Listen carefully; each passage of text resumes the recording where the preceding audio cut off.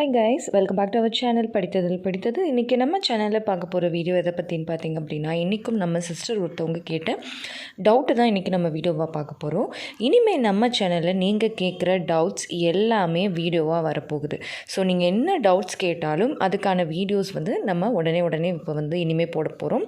So நீங்கள் கேட்குற டவுட்ஸை இன்றைக்கி நான் அந்த வீடியோ போஸ்ட் பண்ணுறேன் அப்படின்னா, இந்த வீடியோவுக்கு கீழே நீங்கள் கேட்டிங்க அப்படின்னா நிச்சயமாக அது வீடியோவாக வரும். ஸோ நீங்களும் இனிமேல் என்ன டவுட்ஸ்னாலும் கேளுங்க, அதை நான் வீடியோவாக போடுவேன். ஓகே ஃப்ரெண்ட்ஸ், இன்றைக்கி நம்ம சிஸ்டர் என்ன கேட்டிருக்காங்க அப்படின்னா, ஒரு முக்கியமான விஷயத்தை கேட்டிருக்காங்க. அக்கா, நான் இதை எடுக்கிறதுனால எனக்கு ப்ரெக்னென்சி டிலே ஆகுமா, ப்ளீஸ் சொல்லுங்கக்கா அப்படின்னு சொல்லி கேட்டிருக்காங்க. அது என்ன விஷயம் அப்படின்னு பார்த்தீங்க அப்படின்னா, அக்கா டீ அதிகமாக குடிக்கிறனால ப்ரெக்னென்சி டிலே ஆகுமா சிஸ், ப்ளீஸ் ரிப்ளை அப்படின்னு சொல்லி கேட்டிருக்காங்க. இப்போ நிறைய பேருக்கு டீ காஃபி குடிக்கிற பழக்கம் இருக்கும். அந்த டீ காஃபி குடிக்காமல் அவங்களால இருக்கவே முடியாது. ஸோ அப்படி இருக்கிறவங்களுக்கு ப்ரெக்னென்சி டிலே ஆகுமா, இந்த டீ காஃபி ப்ரெக்னென்சியை அவங்களோட ஃபர்டிலிட்டியை அஃபெக்ட் பண்ணுமா அப்படிங்கிறது தான் இந்த வீடியோவில் நான் ஒன் பை ஒன்னாக உங்ககிட்ட ரொம்ப கிளியராக சொல்ல போகிறேன். ஸோ இந்த வீடியோவை பார்த்துட்டு நீங்கள் அதுக்கப்புறமா இதை எடுக்கிறதா வேண்டாமா அப்படிங்கிறத நான் சொல்ல போகிறதில்ல, நீங்களே டிசைட் பண்ண போகிறீங்க. ஓகே ஃப்ரெண்ட்ஸ், வாங்க இப்போ நம்ம வீடியோக்குள்ளே போயிடலாம். இப்போ பார்த்திங்கன்னா, இன்ட்ரொடக்ஷனில் நம்ம சிஸ்டர் கேட்ட மாதிரி டீ அதிகமாக எடுக்கிறதுனால ப்ரெக்னென்சி டிலே ஆகுமா அப்படின்னா கண்டிப்பாக டிலே ஆகும். இப்போ இந்த டீ காஃபியில் என்ன பிரச்சனை இருக்குது அப்படின்னு பார்த்திங்க அப்படின்னா, அதில் இருக்கக்கூடிய கஃபைன் கண்டென்ட்டு தாங்க. இந்த கஃபைன் அப்படிங்கிற அந்த வேதிப்பொருள் தான் நம்மளோட ப்ரெக்னென்சியையும் ஃபர்டிலிட்டியும் பாதிக்கும். ஆனால் இப்போ டீ காஃபி எடுக்கிறீங்க அப்படின்னா எதுலெல்லாம் இந்த கஃபைன் அதிகமாக இருக்குது, எதுலெல்லாம் கஃபைன் இருக்குது அப்படிங்கிறத ஃபஸ்ட்டு நம்ம தெரிஞ்சுக்கணும். இப்போ காஃபியில், டீயில், இது ரெண்டில் மட்டும் இல்லாமல் நீங்கள் குடிக்கக்கூடிய ஐஸ்கிரீம்ஸ், அதாவது இப்போ எப்படி சொல்கிறது, சாக்லேட் ஐஸ்கிரீம் சாப்பிடுவீங்க, சாக்லேட் கேக் சாப்பிடுவீங்க. அதே மாதிரி பார்த்திங்கன்னா நிறைய இந்த பாட்டில்டு கூல் ட்ரிங்க்ஸ் பிளாக் கலரில் இருக்கக்கூடிய ட்ரிங்க்ஸ், இது எல்லாத்துலேயுமே இந்த கஃபைன் அப்படிங்கிற கண்டென்ட் இருக்குங்க. பட் எதுலெல்லாம் அதிகமாக இருக்கும் அப்படின்னு பார்த்திங்க அப்படின்னா, காஃபியில் இந்த கஃபைனோட கண்டென்ட் ரொம்ப அதிகமாக இருக்கும் கம்பேரிட்டிவ்லி டீயோட கம்பேர் பண்ணும்போது. அதே இது இந்த மாதிரி கஃபைனேட்டட் ட்ரிங்க்லேயும் அதிகமாக இருக்கும். நான் சொன்ன drinks plus chocolate cakes, chocolate ice cream, இது எல்லாத்துலேயுமே அதிகமாக இருக்கும். ஏன் இந்த கஃபைனை ப்ரெக்னென்சி ட்ரை பண்ணுறவங்க, ப்ரெக்னெண்ட்டாக இருக்கிறவங்க ஏன் எடுத்துக்கக்கூடாது அப்படின்னு பார்த்திங்க அப்படின்னா, ப்ரெக்னென்சி ட்ரை பண்ணுறவங்களுக்கு இந்த கஃபைன் எவ்வளோ எடுத்துக்கணும் அப்படின்னு அளவு பார்த்திங்கன்னா, ஒரு நாளைக்கு 200 mgயை தாண்டக்கூடாது.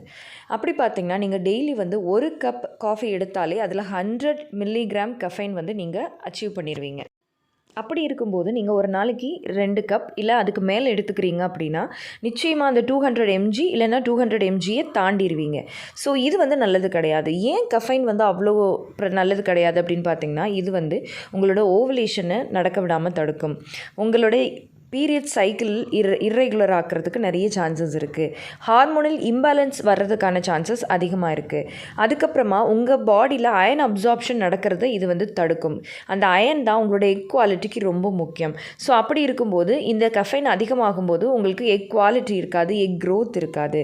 ஸோ இந்த மாதிரி பிரச்சனைகள் எல்லாமே நீங்கள் ஃபேஸ் பண்ணுற மாதிரி வந்துடும். அதுக்கப்புறம் ஏன் ஈவன் ப்ரெக்னெண்ட்டாக இருக்கிறவங்க எடுக்கக்கூடாது அப்படின்னு பார்த்தீங்கன்னா, இப்போ நீங்களே ஒருவேளை ஆஃப்டர் ஓவலேஷன் உங்களுக்கு கருத்தரித்தல் நடந்து கருப்பதிதல் நடக்குது அப்படிங்கிறப்போ அந்த கரு நல்லா வளர்றது தடுக்கும். இந்த கஃபைன் அதிகமாக எடுத்துக்க அந்த குழந்தையோட வளர்ச்சி பாதிக்கப்படும். ஈவன் ப்ரெக்னெண்ட்டாக இருக்கிறவங்களுக்குமே இந்த கஃபைன் அதிகமாக எடுத்தாங்க அப்படின்னா அந்த உள்ளே இருக்கிற கருவுக்கு க்ரோத் ரெஸ்ட்ரிக்ஷன் அப்படிங்கிற பிரச்சனை வர்றதுக்கு நிறைய வாய்ப்புகள் இருக்குது.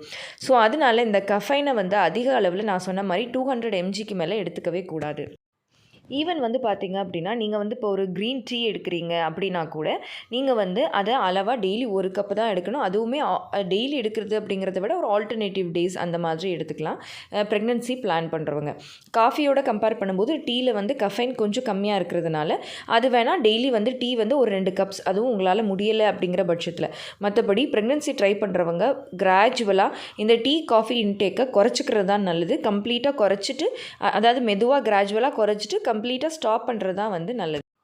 ஸோ இப்போ உங்களுக்கு தெளிவாக புரிஞ்சிருக்கும்னு நினைக்கிறேன், ஏன் இந்த கஃபைன் ப்ரெக்னென்சி ட்ரை பண்ணுறவங்களும் ப்ரெக்னெண்ட்டாக இருக்கிறவங்களும் எடுத்துக்கக்கூடாது அப்படிங்கிறத. ஸோ இந்த வீடியோ உங்களுக்கு யூஸ்ஃபுல்லாக இருந்திருந்தால் மறக்காமல் லைக் பண்ணுங்கள், கமெண்ட் பண்ணுங்கள். உங்கள் ஃபேமிலி அண்ட் ஃப்ரெண்ட்ஸுக்கும் இந்த வீடியோவை மறக்காமல் ஷேர் பண்ணுங்கள். அப்போ தான் எல்லாருக்குமே ரொம்ப யூஸ்ஃபுல்லாக இருக்கும். அண்ட் நம்ம படித்ததில் பிடித்தது சேனலை இது வரைக்கும் சப்ஸ்கிரைப் பண்ணாமையே பார்த்துட்ருக்கீங்க அப்படின்னா மறக்காமல் சப்ஸ்கிரைப் பண்ணிக்கோங்க. பக்கத்தில் இருக்கிற பெல் ஐகானையும் சேர்த்து கிளிக் பண்ணி ஆல் கொடுத்து வச்சுருங்க. Okay friends, bye, thank you.